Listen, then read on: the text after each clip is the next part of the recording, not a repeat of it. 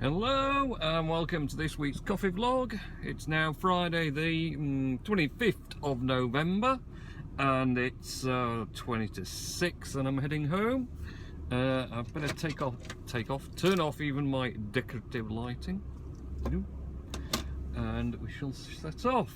So this week has been, well, it's been better than last week, but that wouldn't take much, to be fair. We have now pretty much almost finished all the major construction work that's been going on at work. So finally got rid of all the plumbers. We're putting in the new heating system, and the new front door is now in and sealed up. So I'm really enjoying the new roller shutters as opposed to the old wooden doors we had with manual locks on that you had to unlock the padlocks and whatever else. Considerably more easier now when you just have a key fob and press a button and your warehouse doors go up, or you keep hold of the button to make them go down again, which is fantastic. Also very handy if it's a bit miserable and wet out and you want to just drive straight into work as opposed to getting out the car to unlock anything. So now just park up, press the button, and up goes the roller shutter for the warehouse, and then when it's reached sufficient height, just drive straight in. Fantastic. I do need to actually patch out the alarm sensor that is directly opposite the roller shutter doors. Well, at least make it a walk-through zone, because at the moment, if you drive straight in, it sets the burglar alarm off, which is probably going to annoy people living nearby if we do that repeatedly. So I'm waiting for the alarm company. I've got a service booked so they can come in and service it, and I'll get them to make that a walk-through zone so it doesn't go off immediately. It gives you time to get to the alarm box and put your code in to turn it off. So, but it'll definitely be handy when it's cold and wet and miserable. If don't have to get out the car in the morning to get into work, I can just drive straight in. So yeah, roller shutters also on the front doorway. Then we've got new double glazed door and unit in. So and then that goes on to what was already there anyway, which is a second doorway. So it's kind of worked quite handy as it is. Bit of extra super insulation as well. So yeah, certainly the front doorway, no one's getting in through 3 layers of locked doors now. Well, roller shutters and then 2 doors. So that's pretty good. So what else has been happening other than all that random hard work? Yeah, just been, obviously there's a lot of stuff to sort out when people pass away, so there's been lots to think about and sort out and speak to people and get everything sorted. It's going to be another week off before we have the funeral, so but that's given us extra time to get in touch with different people and let them know whatever else. So, but it's at least all been got on with. So that's sort of plodding along. What else has been happening? I don't know really. I know I was supposed to mention a load of stuff for Richard Nellis again. I've completely and utterly forgotten. Sorry, Richard. There's something about him not singing, or he might have sung and he went to a Chinese buffet, and he's not been very well. He's had a bit of cold or something, or flu or cough, so sorry to you weren't well, Richard, but yeah, it's that time of year. I'm surprised I've got away with it, to be honest, with having, you know, warehouse doors ripped off and things, and you know, wide open gaps allowing all the cold air to flow through the warehouse, plus the heating being off, then on, then off, and the meddling with it and whatever else. So all that's done. Other good news though from the heating people, that they did also connect the gas supply up now to my 5 kilo roaster, so I can, when I get a chance, which I can admit I'm got round to yet, and I'm not sure when I'm going to get a chance now. Perhaps after Christmas. But hopefully that will happen, and I'll be able to get going with that, which will be good. Talking about roasting coffee, green coffee, we had at 700 kilos, I think 10 sacks came in today, so I've been busy sorting all those sacks of green coffee out. Some are just keeping on top of stock with nearly run out. There's a few new ones, so I need to do the new product listings, put them on the website. And the new website is blowing on nicely. Seems to be going favourably. All existing customers seem to be pretty much getting on with the new one, as they should, because it's much improved. But you know, some people just don't like changing. They just like the old-fashioned way that they're so used to, whatever else. So there are a few odds and ends of people who are kind of like not a bit unsure yet, but I'm sure in the long run they give it a chance, they'll get used to it and appreciate the benefits. PayPal, as usual, are a complete pain in the backside. They really are. And the thing is,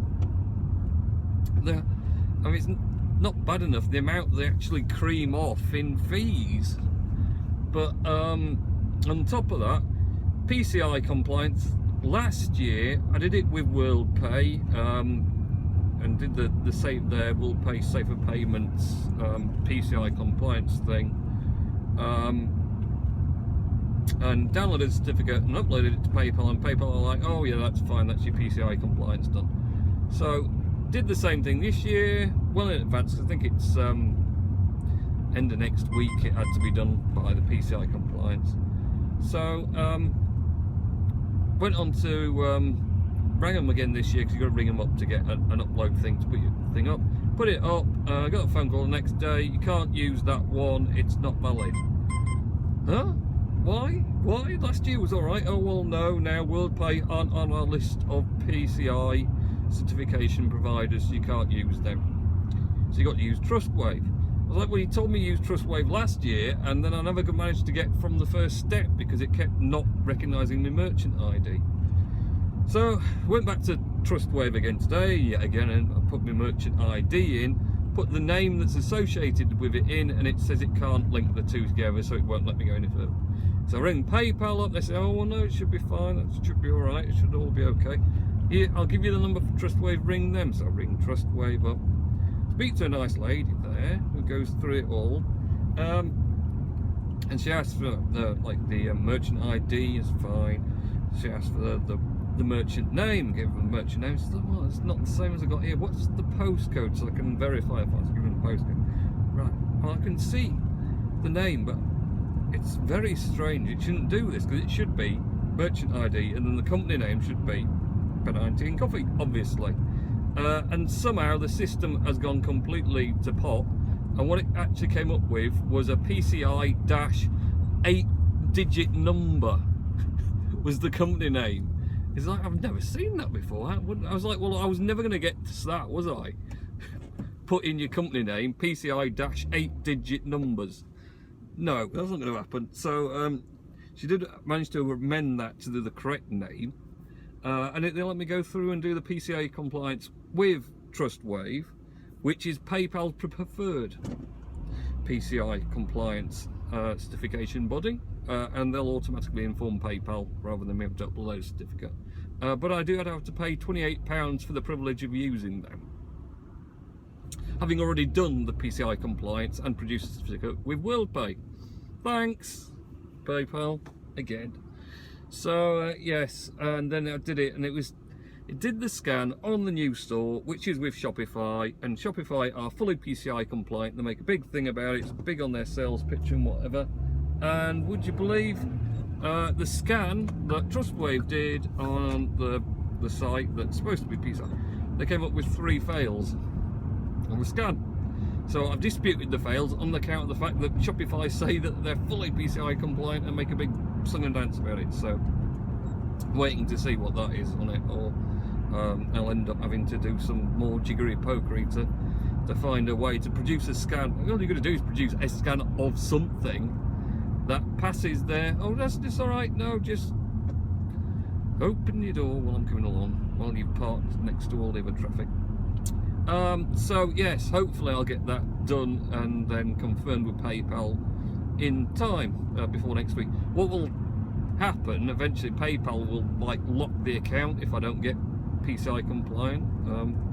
Just a bit of a pain. I think what they do, they lock it so you can't take your money out. They keep putting money in, i.e. they keep getting their fee amounts from the money going in, but you can't take your money back out again until you resolve the issues. So yeah, they're cunning like that, PayPal. We won't stop the gravy train. We'll just stop you taking your money out of it. So that was that. I thought about something else I was going to go on about and I've forgotten again now. Website stuff, MacBooks, new MacBooks. I don't know. I think people are generally warming to the new MacBooks and the touch bar thingy and whatever else. So I'm not sure it's for everyone. It's certainly not particularly an interest to me. Mine does more than admirably what I want it to do, so I'm all good there. I don't know, I just remembered as well I need to call it the shop. Not going into Tesco's, thank goodness, but I need to call it the little shop instead. So I'll probably end the vlog then, no doubt, when I get there. So we've been playing. Not been playing too many games, to be honest. Not had much chance to get on Star Wars Battlefront. Although I think I'm not sure if I've reached 90. I think I did reach 90. I think I got to level 90, which is currently like the top level. So I didn't go and investigate what extra super duper characters I could become after doing that, though. So I have sort of trundled my way along there. I was trying to do what was it? It was get 10 kills with an Imperial vehicle, one of the challenges.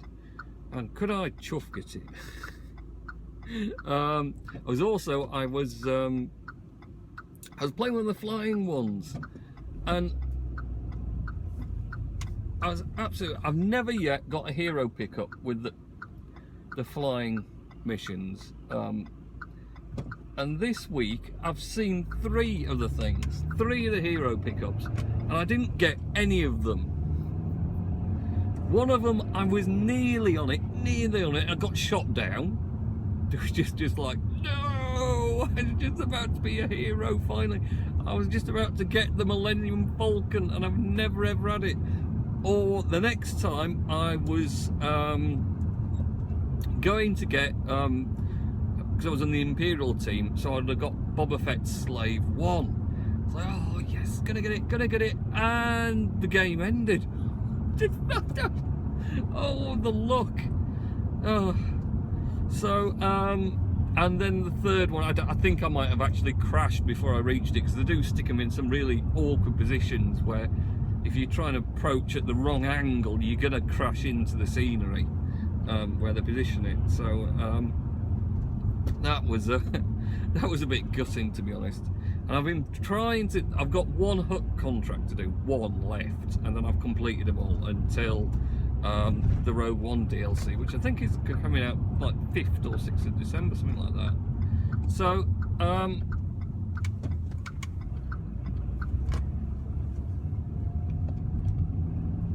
been trying to do this last one, and you've got to get I think it's 30 kills as a hero on Sabotage. So on Sabotage, the heroes are pickups that are about in the map. Obviously you can be Imperial or Rebel, and you can be either of which, and whichever one you're playing one, as long as you get the hero pickup and kill some enemies with it, you'll get your things for it. It's just ridiculously hard though, because the hero pickups are just so well hidden around, and generally there's only like 3 either whichever side you're on, so you've only got 3 to go for. you're in a match where there's about 30 players, and any one of those, of course, can find those hero pickups before you do, or they might just run past it, as in some cases. But for some reason, I never, ever, ever, ever, ever, ever, ever, ever get to find the hero pickups, and consequently, now, oh God, I'm just going to park up on this one a bit. There you go. I'm struggling with it. And then on the rare occasions, the very, very rare occasions that I actually that I get the hero pickup, somehow I always end up stuffing it up and running directly into the path of every other person who's on the enemy team and getting blown to smithereens and being dead, and then that's it. Because however much you're good as a hero, or you know, you're kind of defensive, whatever else, if you've got about 4 or 5 normal soldiers shooting at you repeatedly, you're going to end up gone very quickly, as I find out a lot. So you've got to play smart with the heroes, and I'm not very good at this playing smart. I just like charging gunno at stuff. So right, I'm off to my shop. So have a good weekend and week next week, and I'll catch you in next week's coffee vlog. See ya.